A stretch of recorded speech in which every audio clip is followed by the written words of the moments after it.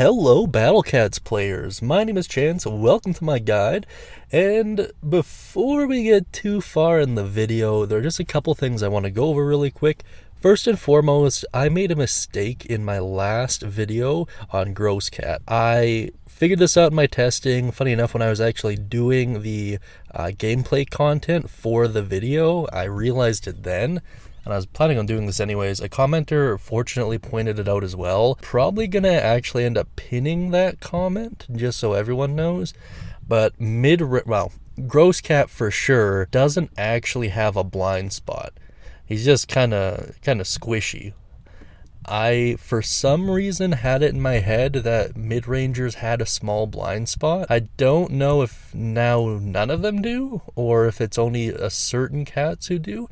Regardless, I'm just going to start testing them all individually before I actually make statements like that. It's kind of embarrassing, but I just wanted to at least address it in one video or another. And if you're just going through the series, then this will be the next one you run into. Anyways, outside of that, we hit over 60 subscribers, which is kind of impressive. Wasn't really expecting to do this. It's only been about a week since I've started producing content, so this is pretty quick growth, and I just want to say thank you to everyone. Means a lot. Nice to know there's still an active community on YouTube for this kind of stuff, so thank you so much for that.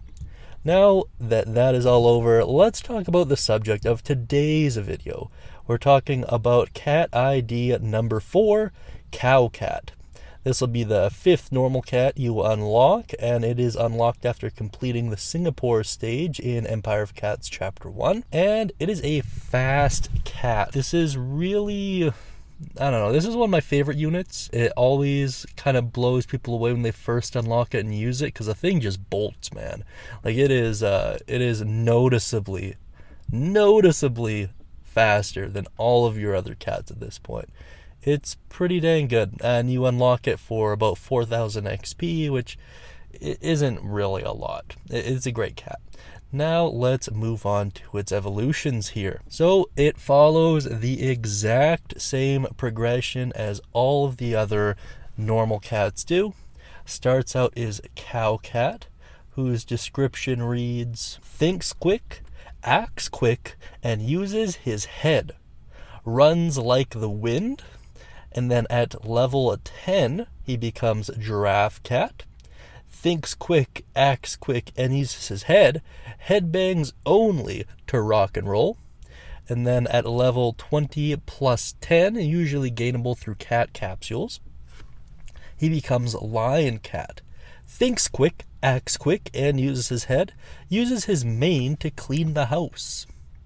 Now that you have a good understanding about Cow Cat's evolutions, let's take a look at his performance. So Cow Cat's actually a really fun unit to use. He does kind of get outclassed later on, but while you have him, he's honestly great. He has a very short recharge time, at least in his normal and evolved form. His true form, it gets a lot more attack, a lot more health, but also gets a substantially longer recharge time. So it's not as spammable, but it's still an upgrade, I suppose. He has high health, non-stop attacks, which is actually fairly useful, and I'll get to why that is a little bit later. High movement speed, which is really his selling point. If you're building a rushing team, certainly early on, Cow Cat is going to make up the bulk of your damage. And it's just pretty slick. Honestly, really slick for a non-gacha unit to have this kind of speed. Under cons, single target, which is kind of rough because his crazed variant has an area attack, and it's kind of one of those things that leads to him getting outclassed. Low attack power, which, I mean, fair enough, and short range. And his class is considered to be a rusher as well as a combo slave. And he has two very interesting combos that we will talk about in a little bit here. But that about sums it up for his overall performance. Let's take a look at some Cow Cat gameplay while I kind of talk about his strategy and best use. So before I really get into the nitty-gritty, this was brought up in a previous video, like where the differences between beginning, mid, and end game. There are a bunch of different ways to answer this question. I just like to go off of stages and just difficulty spikes. So I consider early game to be Empire of Cats Chapter 1, so like the very start of the game, all the way up to about, I would say, The Great Escape in the Stories of Legend. I think mid-game would be from The Great Escape to about Uncanny Legends. I know there is an argument to be made that Axis of Evil is a little bit of a better marker, but the difficulty spike once you get to Uncanny Legends is so noticeable, and after that, anything plus Uncanny Legends, including 4 stars and a couple of the Merciless stages, would be considered endgame. That's my kind of rough guide. I am open to having that being changed. I don't know, if somebody can make a case for something else, that's fine. In any case, that's what I'm going to go off of until that happens. So I had somebody ask me in the comments, so figured I'd just address it in a video, because if one person has the question, odds are a couple other people do as well. Now let's talk about Cow Cat. Cow Cat early game is an absolute lifesaver. There are going to be stages, either through poor timing or not developing certain cat multipliers, that you catch yourself in a position where your meat shields are being burnt through. Send a Cow Cat out. It has enough speed to kind of overtake a lot of your DPS units and act as a temporary meat shield, buying your other meat shields time to catch up. That's pretty dang useful. Outside of that, its speed, I cannot stress it enough, certainly for this point in the game. It just dominates the field. It is a little bit expensive. Cow Cat clocks at 500 cents in Chapter 1, 750 cents in Chapter 2, and 1,000 cents in Chapter 3. So it's not the most expensive cat out there, but certainly at this stage in the game it is one of the most expensive. And it might be kind of hard to justify because you're probably used to stacking at this point, but it can be a real lifesaver. And it scales fairly nicely, at least in the early game it does. So it has a pretty dang high attack rate, which can actually make it useful against some of the weaker metal enemies. If you're not familiar, metal enemies always take 1 damage unless they get critted on. You won't really have any access to good critting at this particular point. So if you have some smaller, weaker metal enemies, you can send out Cow Cat. The fact that he has low damage per hit doesn't really make a difference against metal enemies because they're only taking 1 hit point anyways.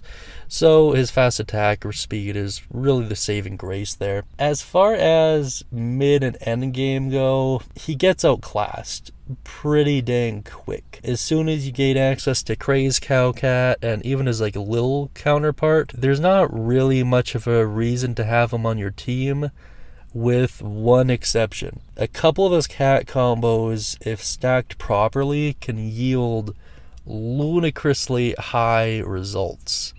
If you take Lion King and the 3 Kings and throw them on a team with Island Cat and Crazed Whale Cat, their stats become astronomical against reds. It is one of those interesting metas, and it's not applicable for every stage, but it's still worth true forming them if not for those 2 combos. Now that we've kind of discussed just the proper usage of Cow Cat, let's take a look at his cat combos. Up first, and for the last time, well, I mean, I guess I have to make YouTube short on it, but like for last time in terms of like actual video content, we're looking at Cat Army. This cat combo involves Cat, Tank Cat, Axe Cat, Gross Cat, and Cow Cat, and it allows Worker Cat to start with a +1 level. Not the most useful, but if you don't got anything else, you might as well. Up next, we have Rawhide, which involves Cow Cat and Cat Eastwood, an obvious riff on Clint Eastwood. This allows cat movement speed to be increased by 10%. Really useful for rushing teams. Funny enough, it's just a 2-cat combo. Both units are pretty quick, so might as well if you're building a rush team and you have access to both of them. Up next, we have Lion King. This is one of those dual combos I was talking about earlier. This is the first part of it. Involves Lion Cat and Madame King, and it is a strong effect up. The effect of this ability is increased by 10%, so the strong ability is increased by 10%. Instead of doing 1.5 damage, you're doing 1.6. Instead of taking 50%, you're taking 40%.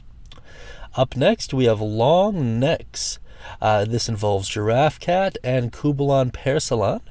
The worker cat starts with a +2 to initial levels. Once again, probably not the most useful. It's actually very rare to run an economy problem in this game, assuming you're getting your treasures and leveling up your worker cat properly. But you know, it could happen, I suppose, so it's an option. It is a medium effect for only a 2 cat, so it is pretty efficient in that regard.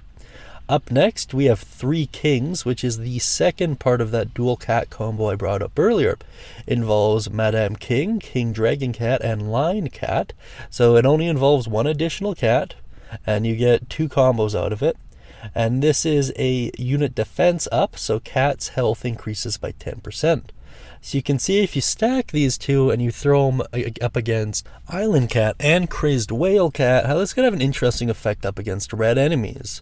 A while back, some YouTuber really explored it, found it gave him like basically uber level stats, which is pretty good. Island stacking is actually one of those things you're probably going to find yourself doing quite a bit when you're trying to figure out a stage. It's not a bad idea. It can be a little bit costly, but overall it's up to you. There are plenty of high level players who island stack all the time. Pretty fun actually. Up next we have Headbangers Ball. This involves Cow Cat, Crazed Cow Cat, and Rockstar, and it is a starting money up. While it starts with an extra 500 cents, I consider these to be basically worthless. I cannot for the life of me find a valid use case for any one of these. Assuming your worker cat is of adequate level, 500 cents is nothing. Maybe if you're building a rush team. Up next we have Cat Circus. This involves Lion Cat, Arun Wolf, Warlock, and Pierre. This is another starting money up. I feel exactly the same about it. With this team it's probably even worse, because certainly Warlock and Pierre is one of the slowest moving units. It might not actually be, but every time I use them, I'm always so underwhelmed by their speed. In any case, starting money up, basically useless unless you're building a rush team, and even then, going with a movement speed up is probably going to be better. It might be worth testing on my own end to see if that's actually true, but I don't know. I can't for the life of me make it make sense. That is all of Cow Cat's cat combinations. So I'm going to flash some of the breakdown charts on screen. If you want to look at them, great. If not, I'm just going to be reading off some trivia. So let's get started with that. Cow Cat's description refers to him as male, even though in reality cows are female. Cow Cat was the only normal cat whose equivalence in Kaimenchu Royale was different in usage. Missile Bear and Robo Bear RX-48 would perish after attacking like Glass Cat, rather than being able to attack continuously. I have no clue what that is about, but interesting. Supposedly, one of the enemies in Kaimenchu Royale was a red version of Cow Cat introduced in Spain, which would technically make him the first cat unit to have an enemy counterpart. Cow Cat is tied with several other units for the highest amount of cat combos in the game, that being 7. Very interesting stuff in any case. Alright, that about wraps everything up for Cow Cat. I am happy to have Army of Cats finally done, or Cat Army rather, finally done. And just to kind of wrap things up here, of course, I want to thank everyone for watching. If there's anything that I missed or anything you'd like me to explain further, feel free to put it down beneath in the comment section. I'd love to get to it. I do my best to respond to every comment. Certainly at this point in the channel, it's pretty easy to do that, but as things grow, it might get a little bit more difficult, so I will be relying on other members of the community to answer specific questions if they see it. If that is you, thank you so much for sharing your knowledge and expertise with us. I really do appreciate it. And if there's anything that you would like me to do to improve the quality of these videos or the style in which I explain things, please let me know down beneath as well. I would love to hear constructive criticism on it. Thank you so much, everyone. I really do appreciate having you all here. And until next time, like and subscribe so Cat God can bless your next gacha roll. See you next time, guys.